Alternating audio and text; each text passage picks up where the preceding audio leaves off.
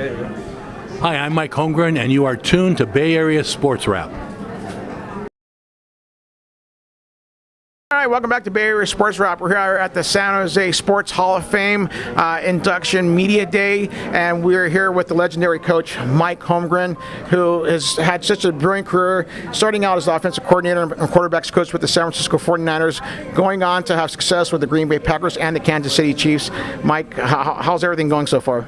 It's going great. You know, I miss it in one hand, but I don't miss eating on paper plates late Monday night and things like that.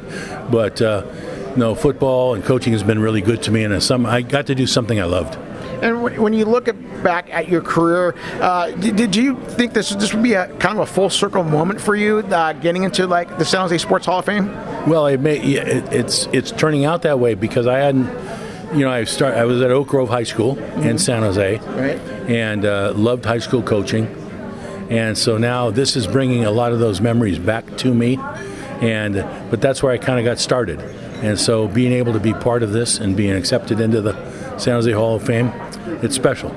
And when you look back to at that high school coaching at Oak Grove, what makes the San Jose special to you because you were able to start here? Yeah, I was able to start here, and I met my wife here. She's from San Jose, and we still have homes over in Santa Cruz, so in the summertime, we come over here a lot, bring our grandkids and kids. I go by Oak Grove. That's where Grandpa coached. You know, Grandpa, we did that last summer. You showed us last summer. So, but it'll always be a special place for us. And what about a special time when you were with the 49ers and during their heyday back in the 80s and early 90s? Yeah, I mean, it didn't get any better than that. For a kid that grew up in San Francisco, going to Kezar Stadium, the Y.A. Tittle, John Brody days, and then be able to coach there. I remember when I got picked up at the airport by a friend of mine, and he goes, "This is pretty cool." I said, "Yeah, I can't even believe it. This is really something." And so that was a special time in my coaching life. All right, Mike, hey, great to have you here on Bay Area Sports Wrap. Tell me, what was it like for you once you went on from the Niners to coach Green Bay during their heyday, and you're coaching against the Niners, and you're a San Francisco native? Was that kind of weird at all initially at first that you were the guy that was engineering these teams that were beating the Niners in the playoffs? You know, it was interesting to say the least. My players used to say anytime we played the 49ers, I would get a little weird, because I knew the coach worked for me, and of course San Francisco, my connections with the 49ers and the Bay Area, so it was always pretty intense, and they were good and we were good too, so we had some great games against them, and it was a great rivalry. I equate it with you're playing one-on-one basketball in your backyard with your brother, and you love him, but you really want to knock him out, you really want it to work. So, but they were great games. And then I know you moved on to the Seahawks. What was that like for you when you moved on to Seattle? Coaching there. I think you coached at a time when I think the team was doing pretty well, but not. I think they kind of moved on. I guess eventually, shortly after you left, to go on to the Super Bowl. Yeah, we anytime a new coach goes into a team, typically it's because that team has struggled just a little bit. So we went in there, and it got me. People say, "Why'd you leave Green Bay?" Yeah, Brett Favre. Why'd you do that? Well, I was the coach and general manager. I got the whole job title, and so I could run it all. And I also learned this about myself, that I like to fix things. It's taking something broken perhaps and maybe building it back up. So we went in there, and it took us a while because we had to find the quarterback. Every team has to find the quarterback. And once we found Matt Hasselbeck, then we were able to convert that and get to the Super Bowl.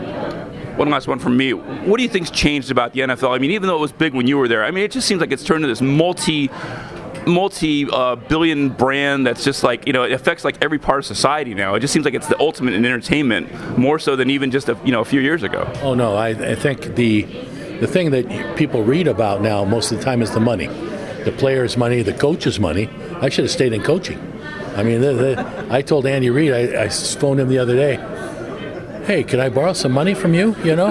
So no, but it's entertaining. People love it. They built new stadiums. It's like going. do an event every Sunday. I remember when we built a new stadium in Seattle. In the beginning, there was a lot of different colored jerseys in the audience.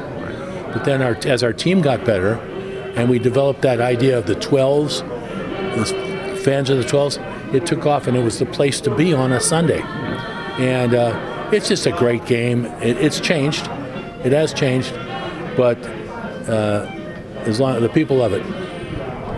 And Mike, I know I want to apologize earlier. I said Kansas City and I meant Seattle when that was one of your final destinations. But when you look back, again, at your career, of all the accomplishments you had, what is the one that stands out the most to you? Well, I've told this, and people choose, they don't believe me when I say it, but the Super Bowls, obviously, in this business, are special. They're it's unbelievable that you get there, and then if you can win a couple of them, that's really something. But my number one thing, and I've said this, Sacred Heart, we were 0-22. In that third game, our third season, we finally won a game.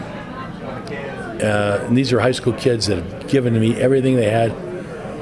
I was crying, they were crying, the parents were crying. It was just, I'll never forget that feeling of working so hard and then it finally paying off. And that game actually helped me developing how I wanted to build teams as I went to college and then professional football.